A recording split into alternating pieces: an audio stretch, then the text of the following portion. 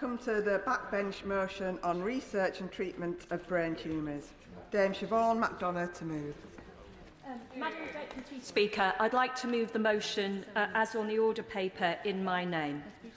On Saturday, November the 27th, 2021, Margaret collapsed in front of me without warning. She lay on the floor convulsing in epileptic fits. By 4 a.m, 2 young doctors at University College London Hospital told me that she had a brain tumour. And on the Wednesday, as I approached her bed on the ward, she said, "Look at that doctor. He can't look at me. The news from that scan must be really bad. Bring him over." Of course, as you will know, Madam Deputy Speaker, she was always right. My brilliant sister Margaret, the fiercest, strongest, bravest, kindest woman I have ever known, had a glioblastoma brain tumour with an average life expectancy of 9 months from diagnosis, a 5-year survival rate of just 5%, and no improvement in NHS treatment in 20 years. The UK performance graded 27 out of 29 comparable countries. It was the only opponent that my sister has never beaten. But over the 18 months, she gave it her very best shot. And standing here, just 6 weeks before her 2nd anniversary, I remain as determined as ever to fight for a cure to this savage cancer in the face of what can only be described as indifference from the NHS, the pharmaceutical industries, the National Institute for Health Research, the Medical and Healthcare Products Regulatory Association, and, I regret to say, most of the cancer charities. And in fighting this, I believe that we can find a path for the improvement in treatment of not just glioblastoma, but all rare cancers. But this will only happen if we, as members of this House, if the cancer campaigners, the patients and the bereaved make it happen. Because the system currently conforms to Einstein's definition of madness. It continues to do the same thing, expecting a different outcome. Don't get me wrong, it would like to cure glioblastoma, but it's just proving a bit difficult. What is laughingly described as the gold standard of NHS treatment has not changed in 20 years. It includes surgery, which doesn't actually remove the tumour, brutal 8 weeks of radiotherapy, and then as much temozolomide chemotherapy as you can take, which in Margaret's case wasn't very much. And then nothing from the NHS. So people with savings or homes or pensions or the ability to fundraise use everything they have to travel to other countries where they believe that people diagnosed with a terminal disease should have access to all available treatments. In Margaret's case, this was Dr. Sihimbas in Dusseldorf. But for those for whom this is not an option, and there are many, our holy, revered NHS expects you just to lay down, take your fate and die. But just as I would not let Margaret lay down and die, we should not let anyone in the UK simply lay down and die from a glioblastoma. And here is how we can change things. Early diagnosis. In the vast majority of glioblastoma cases, the neuro-oncology multidisciplinary teams can diagnose the tumour from an MRI scan. But in the most cases, they now wait for surgery, which could take a full 8 weeks from the MRI. Given that the developing groundbreaking immunotherapy treatments are based on giving the drugs ahead of surgery, early MRI diagnosis would allow improvement in treatments and outcomes. 2. Drug trials. The only way to find a cure for glioblastoma and other rare cancers is through drug trials. But as those with these cancers know, there are none. NHS trials have collapsed, and the pharmaceutical industry concentrates on the large, lucrative conditions: breast, prostate, bowel and lung cancer. But if we believe no cancer should be left behind in a country with some of the most innovative pharmaceutical companies and a healthcare system as universal as the NHS, the government should broker a partnership between both the pharmaceutical industry and the NHS to make sure that new or repurposed drugs are trialled for all cancers, sharing the early risk.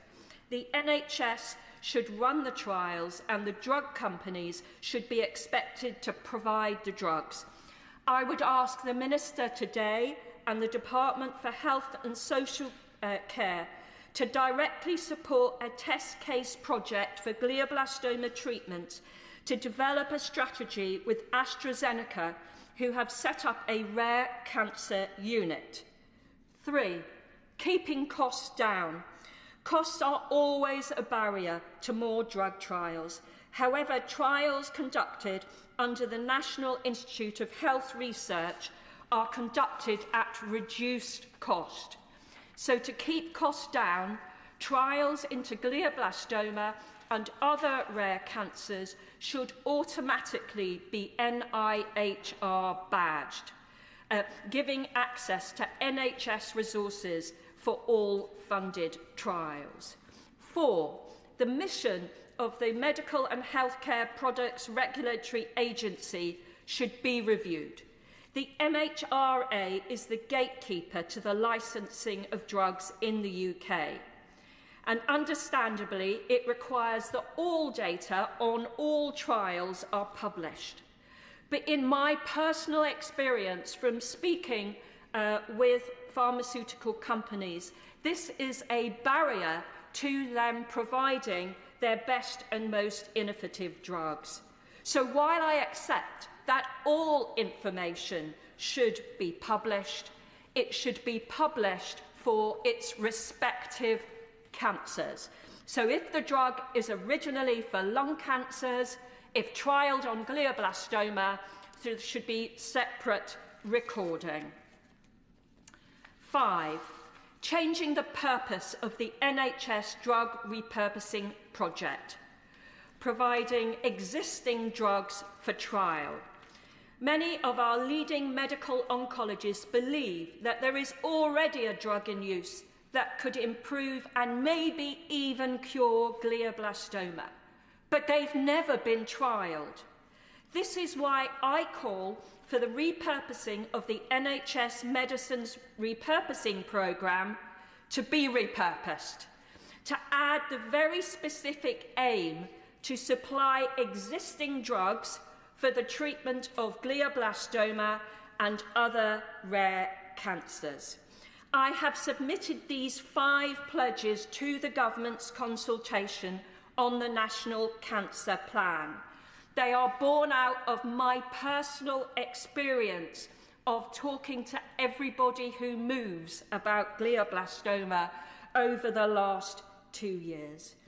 And I hope with all my heart that while I am only one MP with a GCSE in biology, that my submission is taken seriously, that the government grab it with both hands in order to ensure that nobody goes through what my sister went through.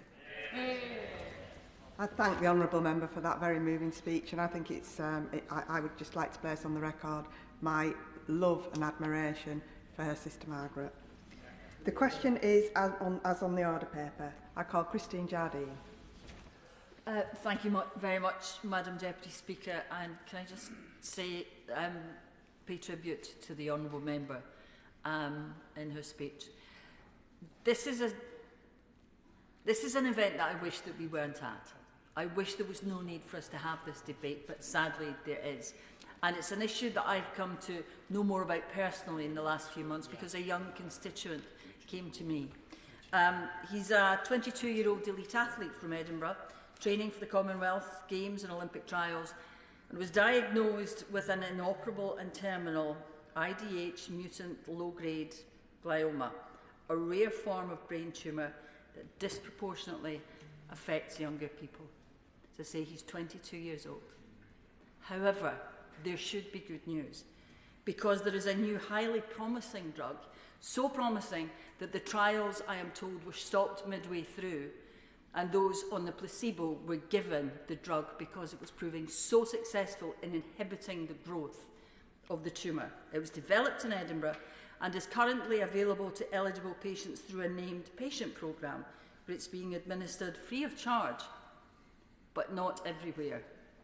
Only in Scotland and NHS Greater Glasgow and Clyde and NHS Tayside.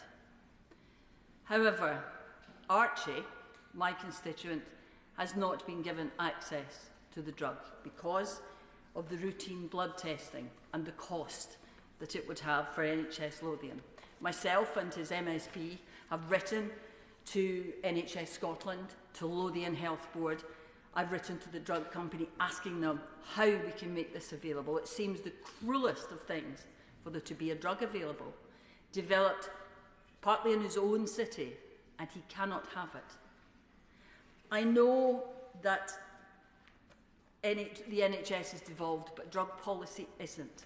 And it seems unfair that we live in a situation where life-saving treatments will be decided, frankly, by postcode, where people are passed from pillar to post to be told that they can't or won't have treatments which are available, and that the only option will be the radiotherapy and the chemotherapy and the interventions which the Honourable Member described and which could be replaced. There's one word that takes a lot of the excuses that we've been given, and that's money or affordability, as if we're dealing with anything other than a human being whose situation is no fault of their own. I understand the pressures on finances, on resources, on the NHS, we all do, but that does not mean for me, and it cannot mean a limit on our ambition for what we can do for those who are suffering. We're all here because we believe we can make a difference. And I certainly didn't come here with the intention of sitting back and accepting that I couldn't help when it came to health. That we would talk about saving money when we should be talking about saving lives. I count myself lucky to have met so many dedicated, strong people since being invited into Archie's home to talk to him and his family about the challenges that they are facing and how we could help them. One of them is Dawn from the Astro Brain Tumour Fund, whose son Shay was diagnosed with a grade 2 IDH mutant astrocytoma. These are some of his words. Chemotherapy and radiotherapy. That's what the future holds for me.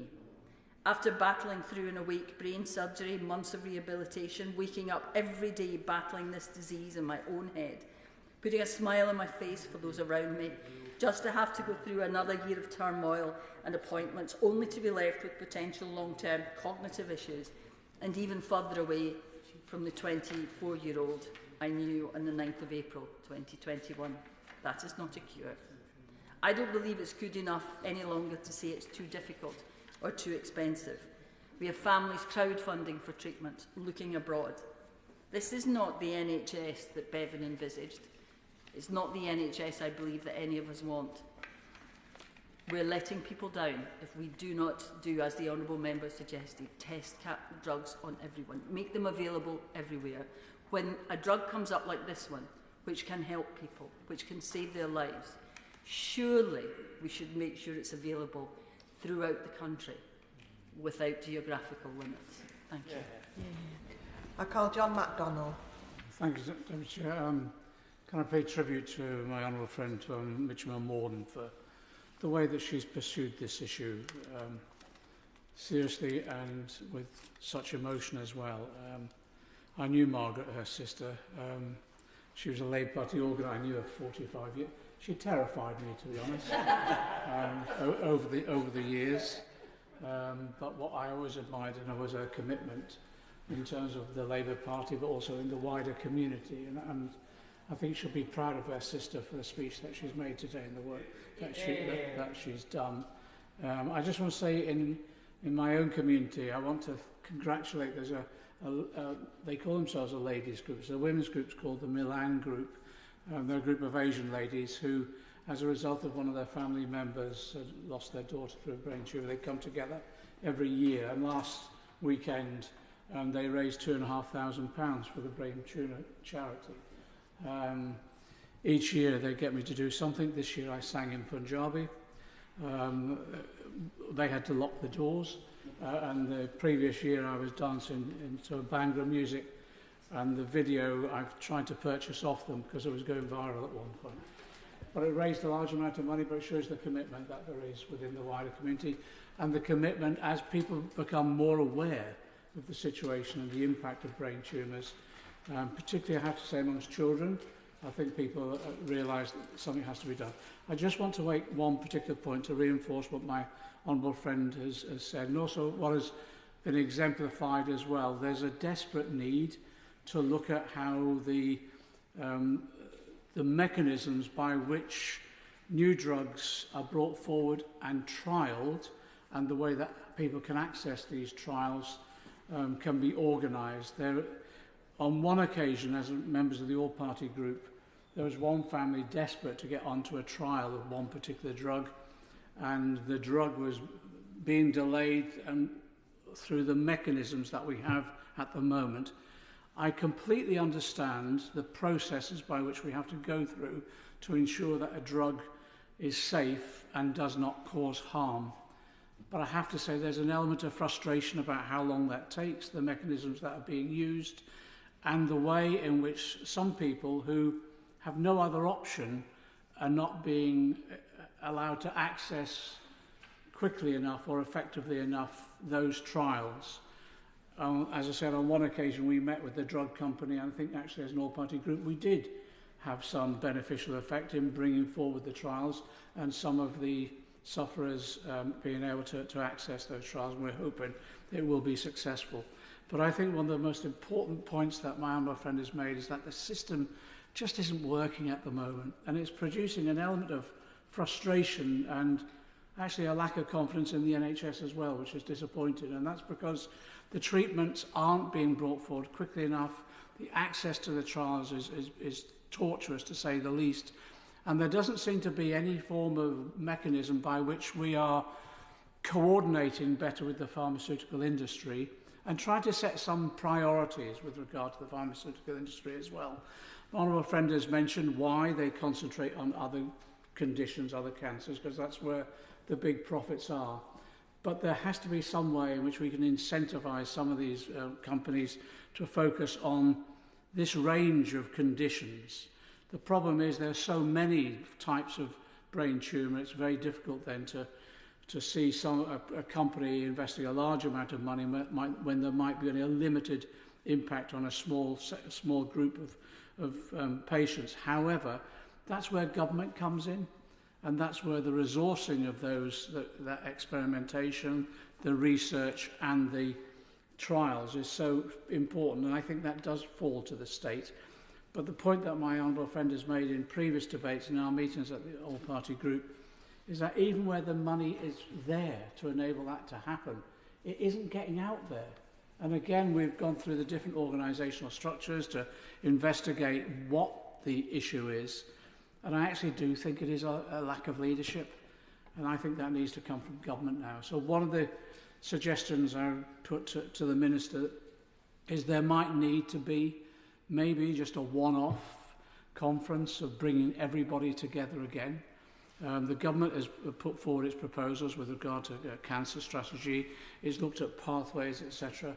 But I think it needs a new element of zest, where we bring the pharmaceutical companies in with the existing structures and have an honest discussion about whether those structures are working well enough, and whether or not there needs to be some rationalisation amongst them as well to make sure we're more effective and speedy in our actions.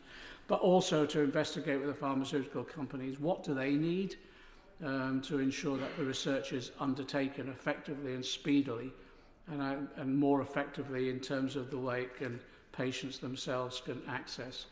There is an issue, as the Honourable Lady opposite has made, about funding of individual drugs.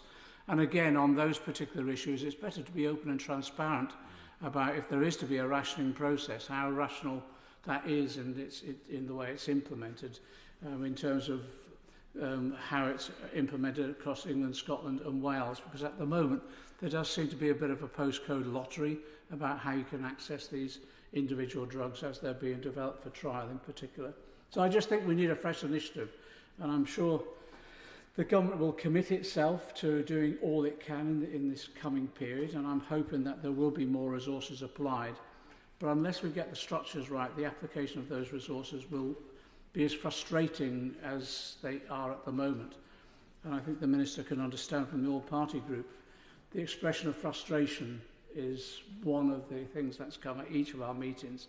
The structures not implementing, I think what the government itself wants is the wise investment of the resources and the link up with the private sector pharmaceutical companies more effectively. So I'd urge some form of breakthrough event to enable us to move forward more effectively and more rapidly. And again, I just want to pay tribute finally to the various charities, the Brain Tumour Association, all of those that are doing such hard work in raising the funds, but also giving hope to people and comfort to people as their families go through this appalling experience at times. I want to put on record my thanks for all the support they've given us in terms of the all-party group as well. I call Jim Shannon. Deputy Speaker, can I say to the Honourable Lady for Mitcham and Morden, thank her for her story and for all our endeavours in this House on behalf of her sister and others. And the Honourable Lady will forgive me for saying she's a big heart, and she expresses that in this chamber often. The Honourable Gentleman for Hayes in Harlington said he was afraid.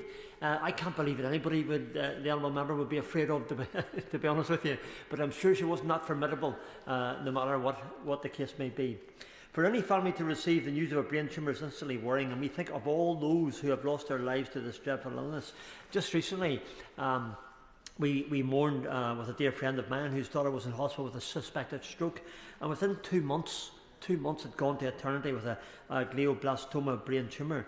The image that she took for me and gave it to me was of a red squirrel in the nearby Mount Stewart estate run by the National Trust, and that will always have played a place in my office. In Northern Ireland, we've had 2,043 brain tumour cases diagnosed between 2017 and 2021, some 149 cases per year. At the end of 2021, almost 500 people living with a brain tumour with diagnosis occurring between 1997 and 2021. During this period, 53.2% of brain tumour cases were amongst women. And again, the case that I know, that would be the case, and the Honourable Lady's case would also be that.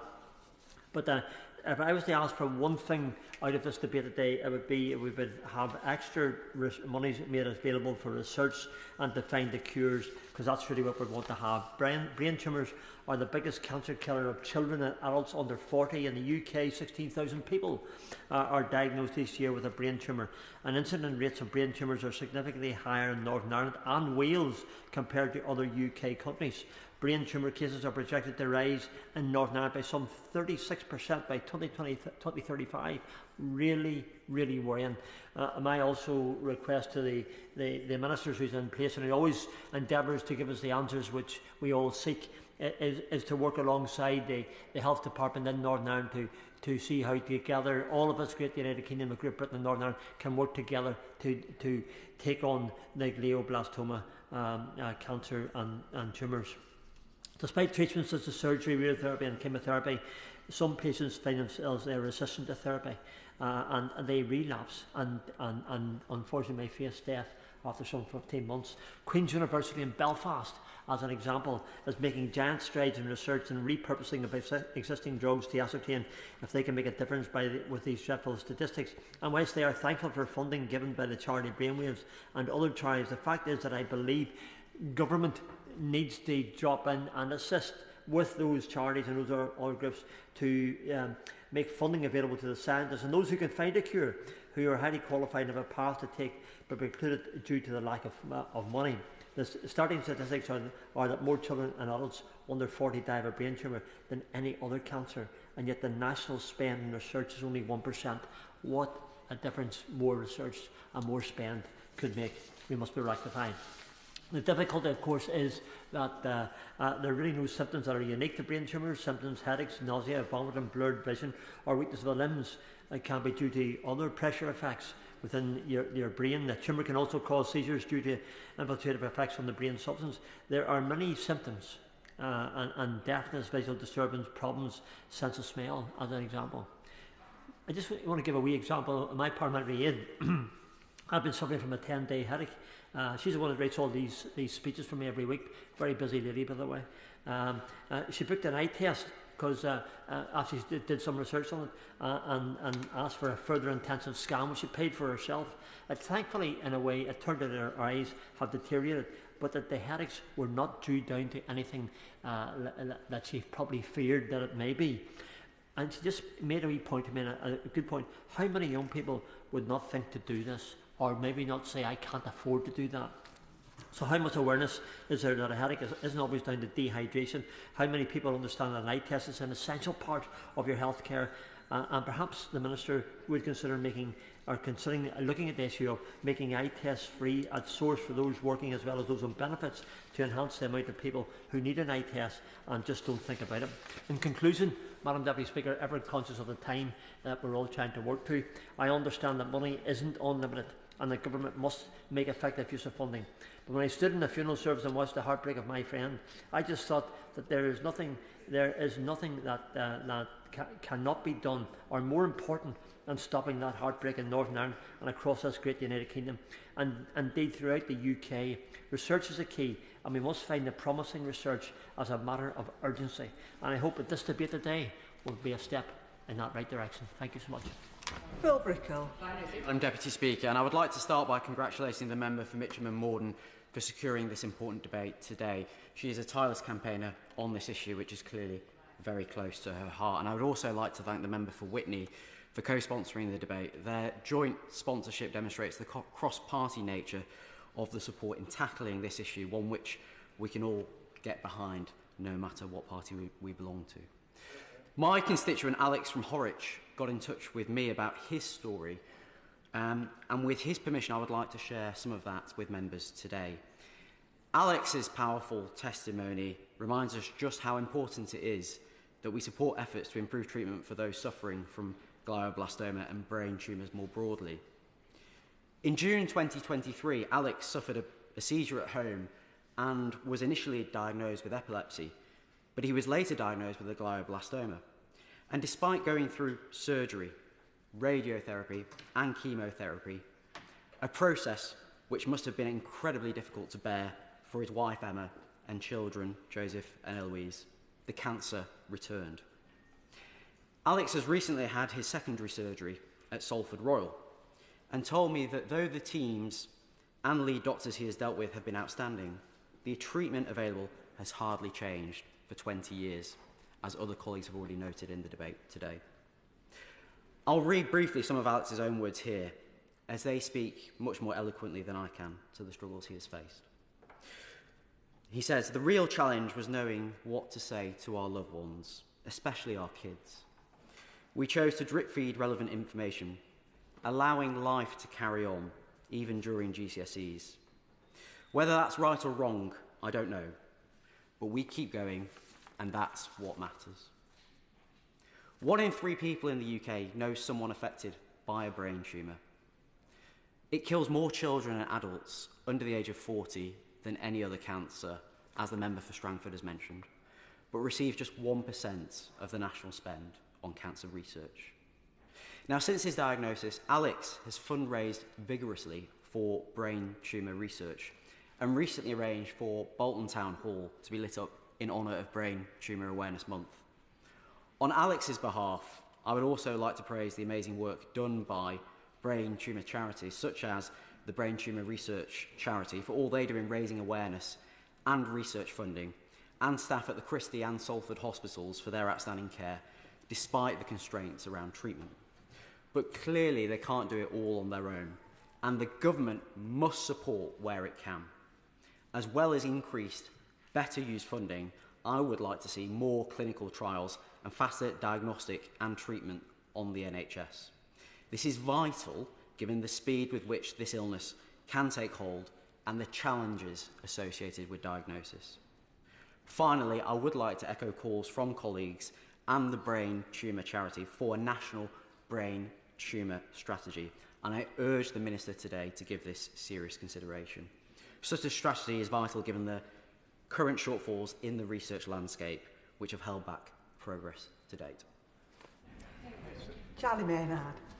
Thank you, Madam Deputy Speaker. And I similarly would like to commend and thank the Honourable Member for Mitcham and Morden for bringing this debate. It has been a real pleasure to work with her, and I think all of us are in awe of her single-minded relentlessness on this topic, and I think we can all learn from that. I have a very similar story. 2 years ago, I received a call from my nephew and my two nieces, asked me to come over quickly. I jumped in a car, drove as fast as I could to my sister's house. I found her semi-conscious on the floor. And that was the start of a journey over the last 2 years. She was diagnosed with a GBM, a glioblastoma. She underwent surgery and chemo and radio, and she is up there somewhere in the gallery now, and she's doing incredibly well.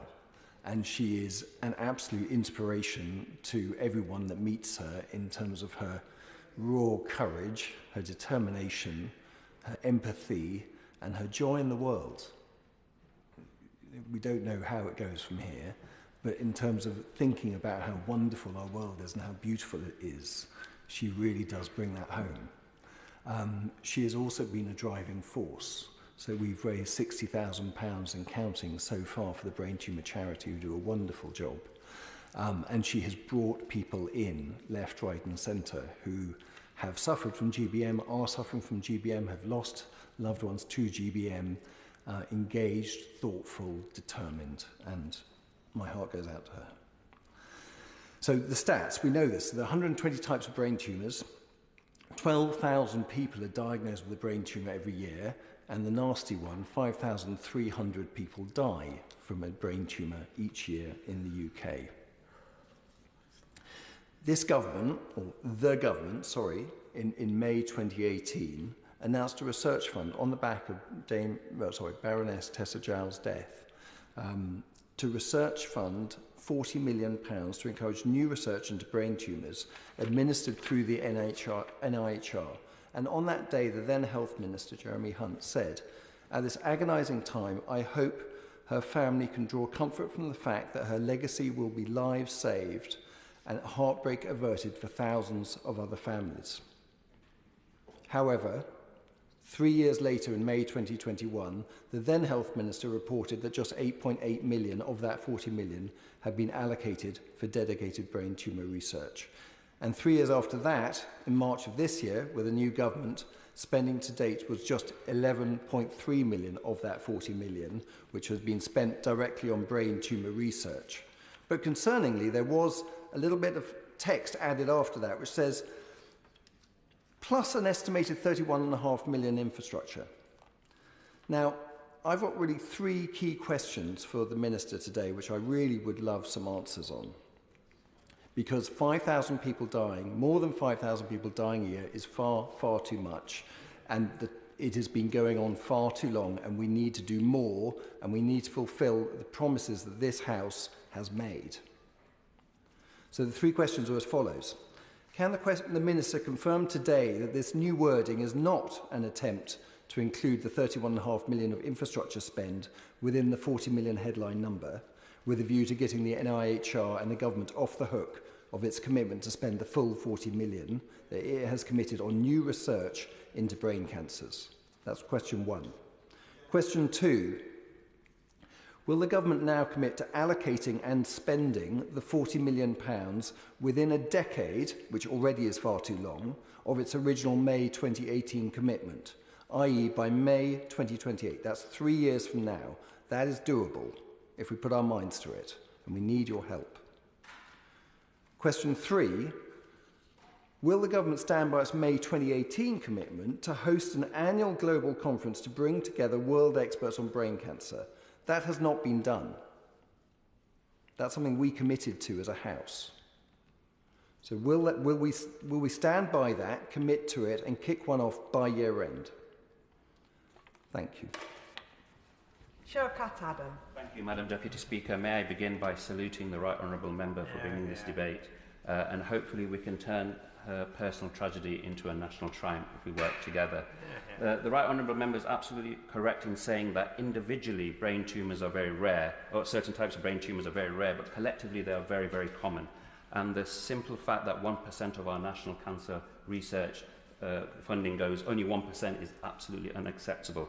I would also like to refer the members of this House to my registered interest as a National Health Service optometrist, and it's on this topic that I'd like to really speak about today, because a simple eye test can detect a brain tumour, as the Right Honourable Member for Strangford said, and I myself have unfortunately been in the position, unfortunately in certain cases because we've been able to detect the brain tumours early, of completely asymptomatic, or people coming in with a simple headache being detected with brain tumours. So that's why I really want to emphasise that this undervalued and I feel underutilised avenue of detecting eye tests, which is completely non-invasive and cost efficient and completely accessible, can save so many lives. So I would ask the Minister, if at all possible, that if we can have some kind of national campaign, awareness campaign, as part of a broader body to ensure that eye tests and linking it with brain tumours can be detected.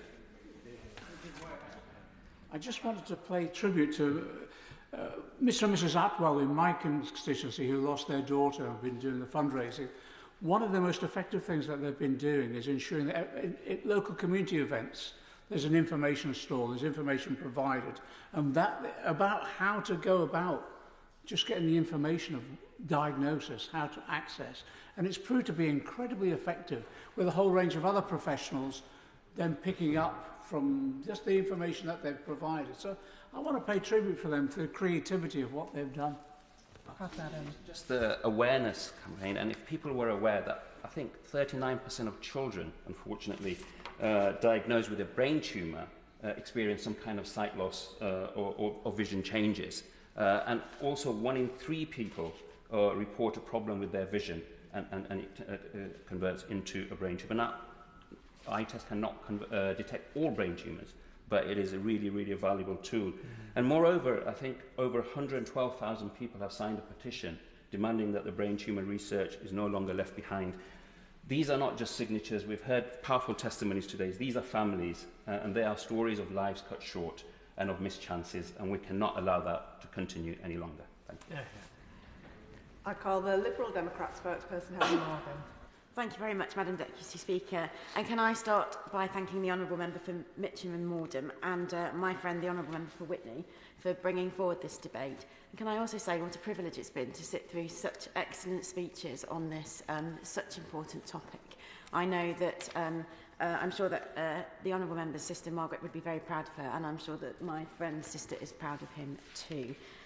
As they have outlined, a brain tumour diagnosis can be both utterly devastating and life-changing. 12,000 people a year are diagnosed with a primary tumour. Many others are diagnosed with a secondary tumour, which has spread elsewhere from their body. Primary tumours are largely unpreventable and cause the death of more adults and children under 40 than any other type of cancer. And because primary brain tumours don't spread around the body like other cancer types, they don't receive the same staging categorisation. Now, current NHS programmes around diagnosing cancers earlier don't include brain tumours, as they focus on targets and improvements around catching more cancers in stage 1 or stage 2. Nearly half of people, 49% of people diagnosed, are found to have a so-called benign tumour, a grade 1 or 2 tumour that grows more slowly.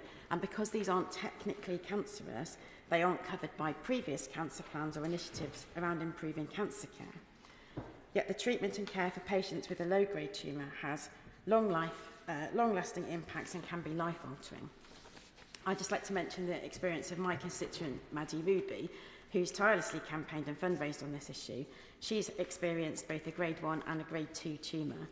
She first experienced symptoms of a brain tumour in 1995 with numbness in her right arm, going on to write backwards and develop headaches. She went for a CT scan when that numbness spread to her foot, and she was involved in a minor car accident. Only then was she diagnosed with the grade 1, and forgive my pronunciation, because I think it's a meningioma measuring 6 centimetres, which was removed, and she was only 23. And although the surgery was successful, she developed partial epilepsy and has eventually been discharged after 5 years of clear scans. But as we've heard, the tumours still impact lives. She has had poor mental health and become depressed, and in 2013 her brain tumour returned, which has also been removed, but she still deals with partial epilepsy, constant headaches and migraines, and suffers daily. She's also an inspirational person. She's bravely spoken out about her depression, trained to be a counsellor, and is now an Associate Dean responsible for nursing and allied health professionals at Wrexham Glendower University. I also want to mention my constituent Sean Burgess, who raised more than £11,000 for the Brain Tumour Charity and Meningioma Support Group by running 3,000 miles across Shropshire last year. Now, he was raising money for his wife after his wife Mo was treated for a non-cancerous tumour. But not everyone diagnosed with a brain tumour gets that second chance, because Sean had also lost a friend to a more aggressive brain tumour. We must end the tragedy of people losing their lives because treatment for brain cancer took too long to start. As my honourable friend, the member for Witney, has outlined, progress on the treatment of brain tumours has not been good enough.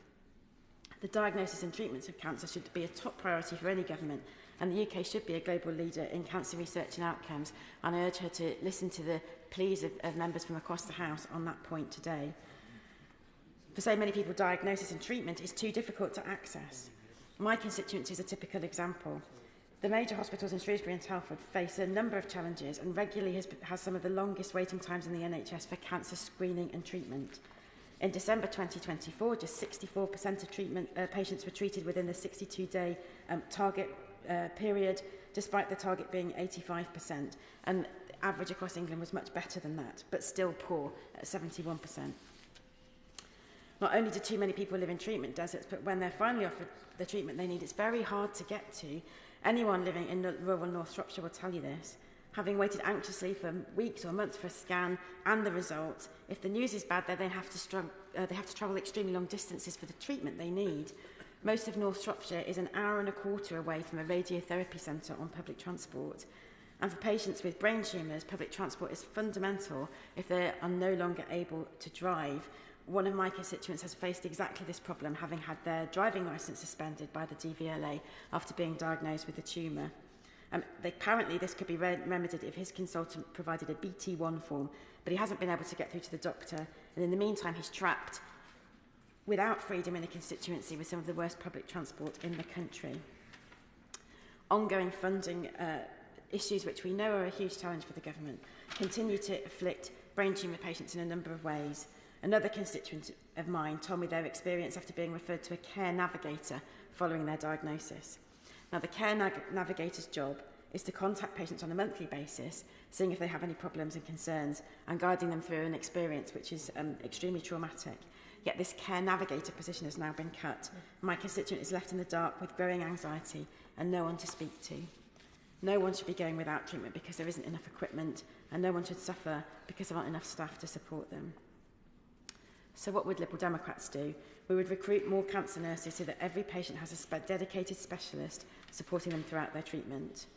For brain tumours, we'd like to see an improvement in diagnosis, the care people receive, and the range of treatment options available.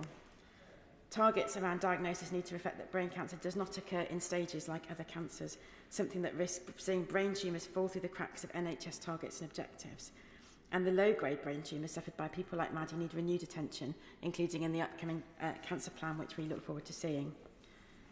Liberal Democrats have committed to boosting cancer survival rates more generally by passing a Cancer Survival Research Act, requiring the government to coordinate and ensure funding for research into the cancers with the lowest survival rates, such as brain tumours. Halving the time for new treatments to reach patients by expanding the Medicines and Healthcare Products Regulatory Agency's capacity, and ensuring every patient starts their treatment for cancer within that 62-day urgent referral target. And finally, replacing ageing radiotherapy machines to increase their number so that no one has to travel too far for treatment. Measures like Margaret's Law, which the honourable members who secured this debate have pressed for, would be an important step in the right direction to improve research in glioblastoma in particular, and I urge the Minister to consider that too. I'd be interested to know from the Minister whether the Government has any future plans for allocating support to research into vaccine treatment for brain tumours, which has reportedly shown remarkable progress against glioblastoma in recent studies. Too many patients with brain tumours have been let down by previous governments over many, many years, and I hope that now this government will step up and make brain tumours, cancer and NHS care its #1 priority. Thank you. Shadow Minister Dr Luke Evans. Thank you, Madam Deputy Speaker. And if I may, I'll start with a personal apology to my constituents on this VE Day. While I can't stand there in person amongst those marking our victory and remembrance in Hinckley and Bosworth and North West Leicestershire, I carry out the very duty they gave their lives to protect. The sacrifice of those who fought in World War II ensures the work of this Parliament and the democracy itself endures. Their courage lives in every free debate, every vote cast, and every moment we serve the public good. This should never be forgotten nor taken for granted. It's therefore with this I'm privileged to respond to His Majesty's opposition to such an important topic that resonates with so many, brain tumours. And I'd like to pay tribute to the member for Mitcham and Morden and the member for Witney to bringing it forward to raise this debate. And I was also pleased to hear this important issue was raised only yesterday in Prime Minister's questions by the Honourable Member for the Forest of Dean, talking about his constituents' remarkable and inspirational story about overcoming glioblastoma. Now, while the Prime Minister did not respond with details about brain tumours specifically, these are important opportunities to raise and debate this topic while telling the human stories, and I look forward to hearing from the Minister today. Now, one such story is an example from my own constituency in Hinckley and Bosworth, involving Catherine and Simon Tansey and their daughter, Isla.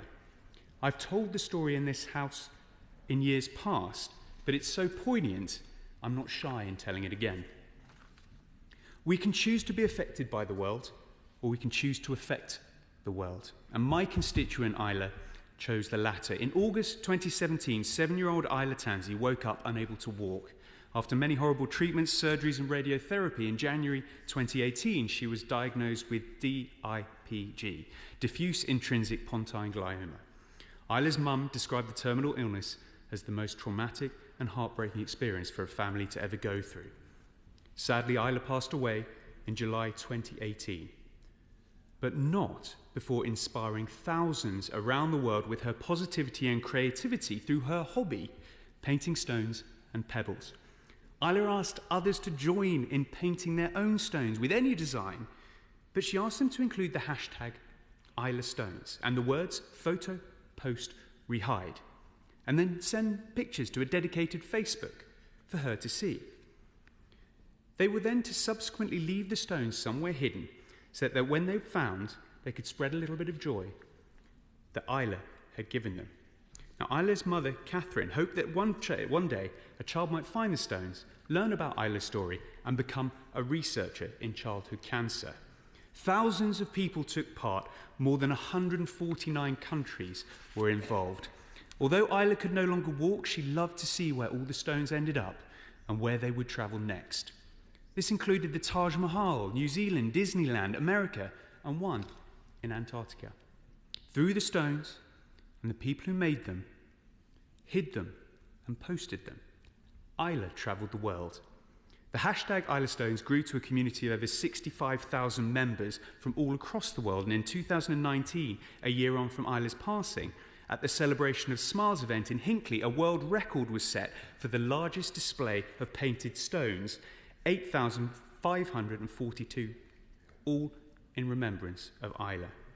Off the back of that, Simon and Catherine set up #IslaStones Foundation to raise research grants, awareness and smiles to help fight childhood cancer. So much so that they were awarded the Point of Light Award from the then Prime Minister in 2023. Well, why does this matter? Because we all hear the statistics in this debate, but these are the real stories behind the cases. And our constituents all rightly ask for the real understanding, for listening, and something to change. I'm reminded of the quote, "Your life is a message to the world. Make sure it's inspiring." and Isla's message truly was. I hope the government's message on cancer and brain tumours will be the same.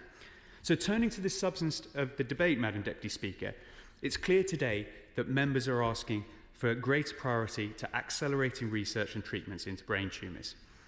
The motion partly focused on the £40 million funding provided by the last government for research into brain tumours, and I do understand the frustration of MPs across the House about the speed of allocations to projects since 2018. At this point, I must pay tribute to the Tessa Drowell Brain Cancer Mission for their work and the NIHR to make this progress. And this collaboration has led to the NIHR issuing funding calls for researchers to evaluate treatments for brain tumours and expanding the network for trials for brain tumours, including the National Brain Tumour Consortium. And looking over the debates, I noticed that the Minister speaking in the Rare Cancers Bill said the following, and I quote, "In the 5 years since 2018-19, the NIHR has invested $11.3 million directly in brain cancer, with a further $31.5 million to enable brain tumour research in 227 studies involving 8,500 people. The commitment remains in place. I can confirm that there is no upper limit on that funding, and we're exploring additional research policy options to encourage more clinical trials in early phase research and development of medical devices and diagnostics. This is, of course, encouraging, but campaigners want to see projects up and running as soon as possible. So to that end, would the Minister consider the calls from brain tumour research to create a set of dedicated funding streams for early career researchers, improved access to clinical trials, and better integration of brain tumours in cutting-edge cancer initiatives, especially given the proposed abolition of NHS England? It's that deep desire to get research moving and potential new treatments that led us to the Rare Cancer Bill proposed by the Honourable Member for Edinburgh South West. Now, my Honourable friend, the Shadow Secretary of State, was pleased to support the legislation when it was introduced in March. I was also glad to note that the bill received government support and then was endorsed by the brain tumour charity, Brain Tumour Research and other patient groups. I welcome the bill's intention to encourage industry to concentrate more research into treatments for rare and less common cancers, including brain tumours. Particularly, though, the review of the orphan drug regulations. However, it is vital there's an alignment with the National Cancer Plan, which is likely to set the direction of cancer policies for the next 5 to 10 years. So can the Minister confirm whether these key measures in this bill will be included in the upcoming National Cancer Plan? As well as accelerating research into brain tumours, we must take a step to increase participation amongst those personally affected. One of the aims of the Rare Cancers Bill is to get more patients into clinical trials for rare cancers, including brain tumours. It's sobering that the Brain Tumour Charity survey found that only 12% of respondents have participated in a clinical trial. We also know from the Institute of Cancer Research that brain tumour clinical trials have the lowest recruitment of any cancer type. This is why the last government asked Lord Shaughnessy to review the barriers to commercial clinical trades in the aftermath of the COVID pandemic. Now, I know the government has stated it's committed to implementing the recommendations of the O'Shaughnessy review, but can the Minister provide further details on what progress is being made to date? And on a side but related note, I met one of my constituents at a VE Day celebration in Donisthorpe, and she raised the issue of the acquired brain injury strategy. Now, this is a cross-party initiative and championed by the Minister on her side, the member for Rhondda and Ogmore. And somewhat fortuitously, I was able to tell my constituents that I was taking part in a debate on brain tumours today. She and the likes of Headway and the Brain Injury Trust are keen to ensure that they are able to support people through the changes her government is pushing through on PIP and disability support. So would the government consider reviewing or updating the acquired brain injury strategy in light of these changes? Finally, Madam Deputy Speaker, I want to end on a positive note. There's been discussions with the MHRA and North West Biotherapeutics, providing hope that people living with new or recurrent glioblastoma may have access to a new treatment, DC-VAX-L, that could make a real difference in prolonging their survival from this terrible disease. It's important that we build on these developments and take steps to reduce barriers to research in brain tumours and access to new treatments as they develop. After all, one brain tumour survivor said, "Hope is the anchor that keeps me steady through the storm of my diagnosis.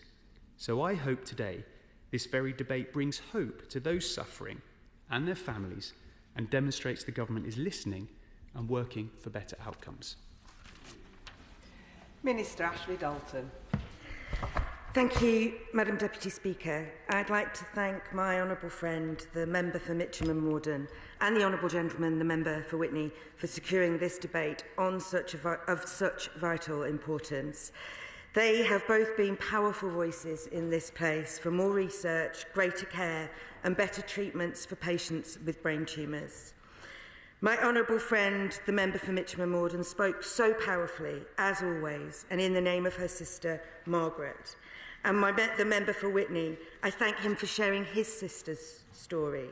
I commend her fundraising activity and wish her the very best. And he asked 3 very clear questions, which I hope my response will cover. I'd also like to thank other members who've made really powerful contributions in what has been a very constructive debate. I hope my responses will answer their queries, but if not, I do endeavour to write to all members following this debate if there are any gaps that are left. I thank the members for Edinburgh West, the member for Edinburgh West who spoke about disparity of drug access, for Hayes and Harlington who asked for zest and spoke about the requirement for that and expressed frustrations of the APPG and others on the speed at which we're able to make progress. The honourable member for Strangford spoke about the importance of research, and the honourable member for Bolton West about clinical trials. The honourable member for Leicester South brought his expertise to speak about optometry and how useful an eye test can be. And the honourable member for North Shropshire, the Liberal Democrat spokesperson, talked about low-grade tumours, and I commend the work of her constituents that she spoke about. And the Shadow Minister, I thank him for sharing the story of Isla Stones. What a powerful metaphor and a powerful remembrance. He also spoke about the acquired brain injury strategy, and whilst my remarks will focus on brain tumours, I can confirm that the ABI strategy remains in play and in development, and I'll update the House on that as soon as is possible. Before I begin my remarks, I would like to pay tribute to some of the fantastic charities who are advocating alongside them. The Brain Tumour Charity, the Brain Tumour Research, Cancer Research UK and Tom's Trust, to name just a few. Madam Deputy Speaker, innovative research is vital in our fight against this devastating disease, so we can offer people the most cutting-edge treatments and the highest quality care. The Department of Health and Social Care, through the National Institute for Health and Care Research, more commonly referred to as NIHR, invests over £1.6 billion per year in research. In the past financial year alone, they invested over £130 million specifically on cancer research. And this has enabled 261 brain tumour studies to happen in the NHS, involving 11,400 people in potentially life-changing research over the last 6 years. Since 2018, the NIHR has directly invested almost £12 million in brain tumour research projects, plus around £37.5 million on wider infrastructure investments through facilities, services and the research workforce, making that research possible. In addition, over 5 years, between 2020 and 2024, the Medical Research Council committed more than £18.5 million to brain tumour research. Now, our investments are having an impact. NIHR-funded research has shown that a new targeted drug combination treatment can give better outcomes for one of the most common types of paediatric brain cancer. But of course, there's still so much more to do. Too little is known about how to prevent, diagnose and manage brain tumours, and they remain one of the hardest cancers to treat and a challenging area for research. And that is why we're committed to furthering our investment in brain cancer research and have already taken some steps to stimulate scientific progress. And I'd like to offer the House just 3 examples from the past year. First, in September, the NIHR announced a new package of research funding opportunities for brain cancer research for both adults and children. Second, in December, the NIHR established a new National Brain Tumour Research Consortium. The consortium brings together research from a range of different disciplines and institutions to drive faster scientific advancements in how we prevent, detect, manage and treat brain cancer. And this is complementing the NIHR's dedicated funding call on research into wraparound care, rehabilitation and quality of life for patients with brain tumours. Now, they have received a high volume of applications, and those applications are currently under consideration by an independent expert peer review panel. Third, the department is working actively as a member of the Tessa Jowell Brain Cancer Mission, fully supporting our vision of bringing the best care to all brain tumour patients in the UK. Together, we will work with the brain tumour community to accelerate research and bring new insights to the field. This summer, the mission will launch the Tessa Jowell Allied Health Professional Research Fellowship to train early career health professionals to conduct vital research into how we improve patients' quality of life. The commitment to spend at least 40 million on brain cancer remains in place. The limiting factor has not been restriction on funding or funds being spent elsewhere, and every research proposal assessed as fundable has been funded. My department are now focusing on how we grow the scientific community working on brain cancer to get more research funded. We're committed to increasing spending on brain cancer research, and the 40 million target is not a funding ceiling. It will not end there. But it is important that only high-quality applications are funded so that public funds are invested well to produce impactful and usable research evidence. We will continue to work hand in glove with partners who fund research into new scientific discoveries, like Cancer Research UK, the Medical Research Council and brain tumour charities, and we stand ready to translate these much-needed discoveries as quickly as possible into new treatments for patients via the NIHR. I can confirm to my honourable member for Mitcham and Morden, who raised the issue of partnerships with industry to develop treatments, that we are committed to working with the pharmaceutical industry and others to create the common aim of creating a faster, more efficient, more accessible and innovative clinical treatment delivery system. We expect these efforts to attract more commercial investment in clinical research and yield a broad and diverse portfolio of clinical trials in the UK, so we can provide innovative treatment options for patients, including those with glioblastoma.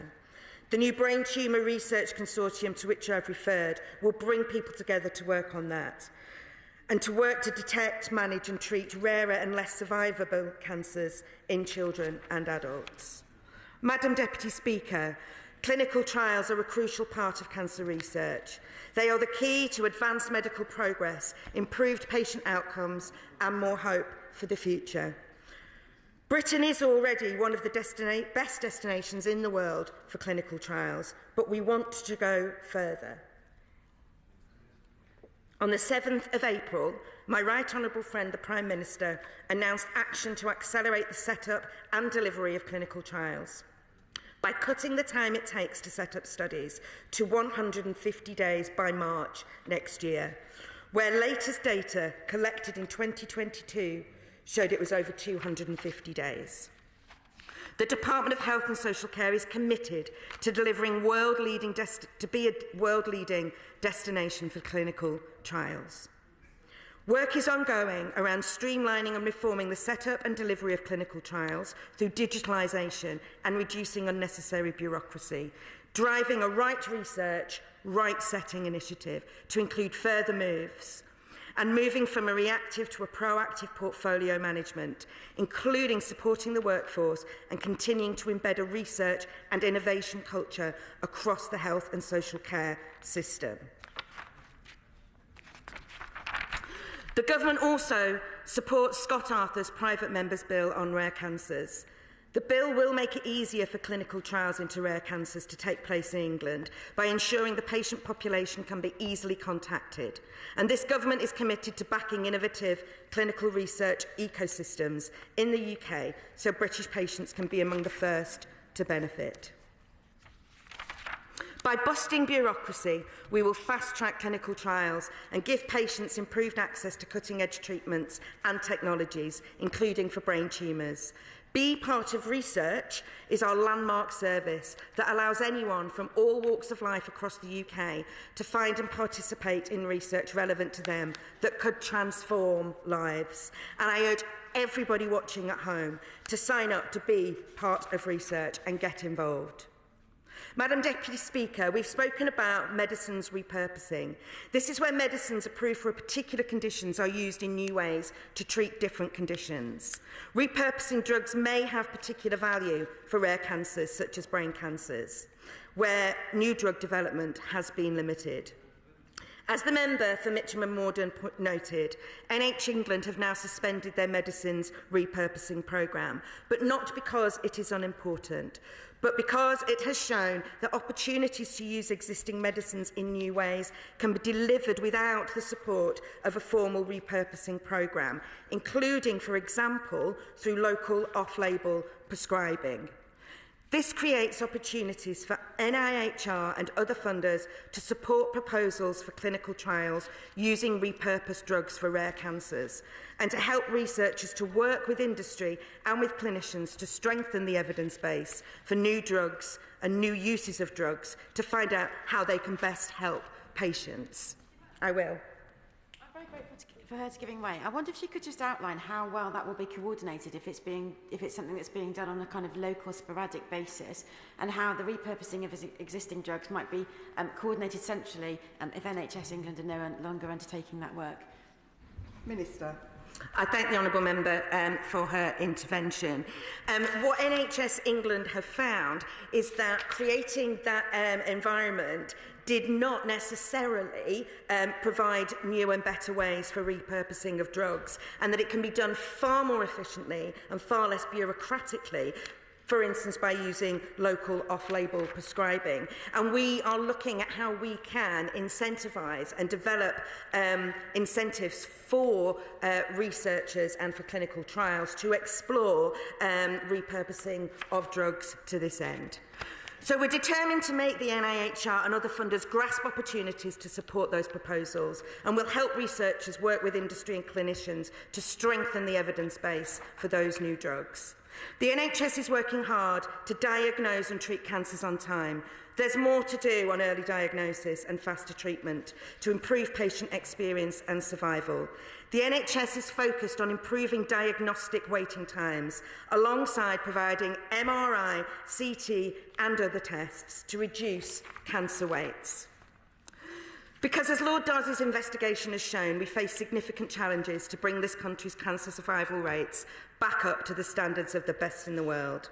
And we know the best way to improve survival for brain tumours, as with all cancers, is to diagnose patients early and treat them quickly.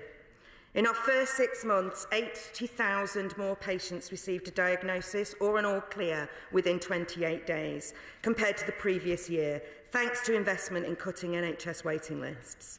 In March, over 80,000 of patients in England referred for cancer had it ruled out or diagnosed within 28 days. And that's the first time that that target has been met in years. But we know we must go further, and we will. Our reforms to cancer care will see more than 100,000 people getting diagnosed faster and thousands more starting treatment within 2 months across the NHS.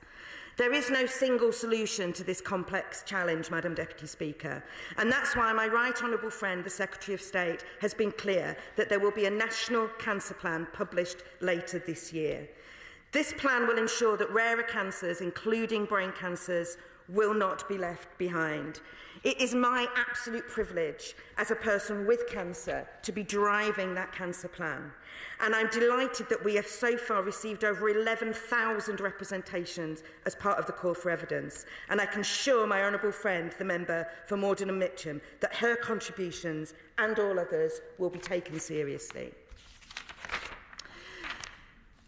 The Liberal Democrat spokesperson also talked about low-grade cancers. There is a difference between staging and grading, and I think it's really important that we're clear about that.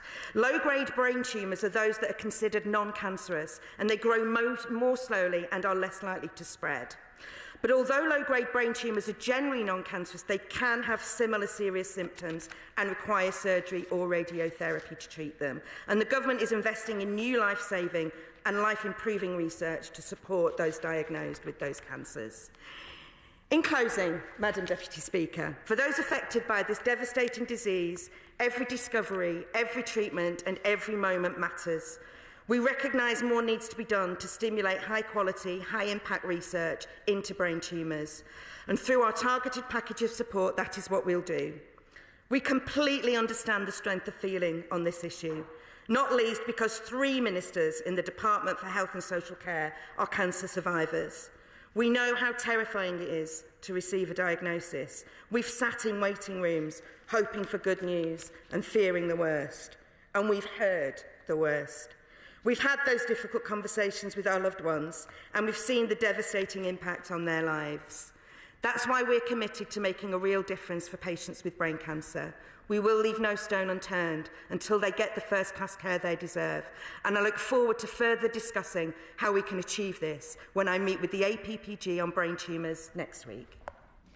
Dame Siobhain McDonagh to wind up. Thank you, Madam Deputy Speaker, and thank you for your kind words about Margaret. Thank you to everybody who's taken part in this debate. I appreciate that you will have been taken away from your constituencies where there will be great celebrations for the 80th anniversary of VE Day.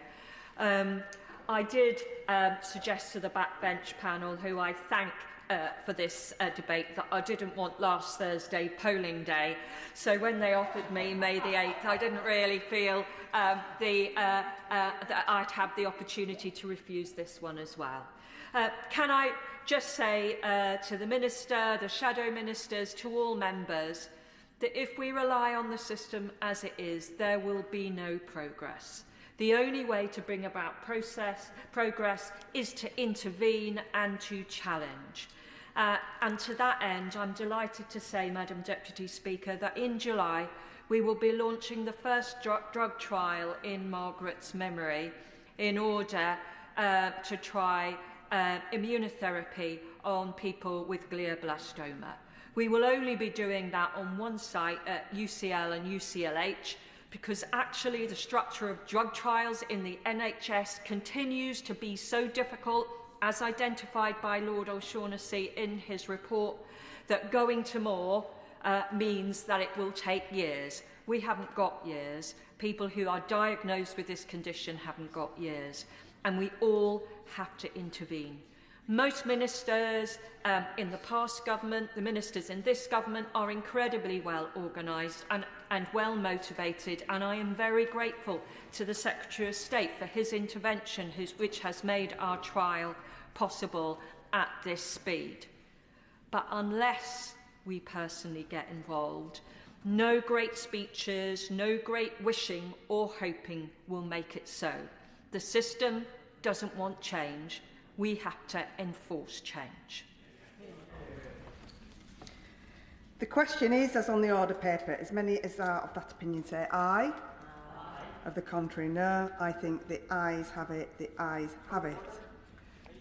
Point of order, Jim Shannon. Mr. Speaker, I'm sorry to ask this point of order, but as to understand what's happening in relation to the trade negotiations and perhaps a statement that was coming forward. The reason why I'm asking, if I can say it, there's 3 of us sitting here, either side of myself. We have planes to catch, and there's a time scale that we need to be away from here to try and catch those planes.